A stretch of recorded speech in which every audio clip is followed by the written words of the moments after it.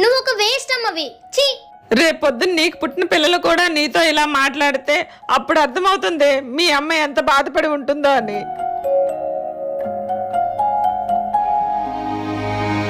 Mummy mummy, నాకు homework చేసి పెట్టవా?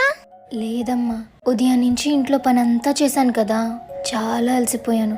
ఈ ఒక్కసారికి నువ్వు చేసుకోమ్మా. నువ్వెప్పుడూ నన్ను బాగా చూసుకోవు, అందుకే నువ్వంటే ఇష్టం లేదు. నువ్వు బ్యాడ్ మమ్మీవి. రేపొద్దున నీకు పుట్టిన పిల్లలు కూడా నీతో ఇలా మాట్లాడితే అప్పుడు అర్థమవుతుంది మీ అమ్మ ఎంత బాధపడి ఉంటుందో అని.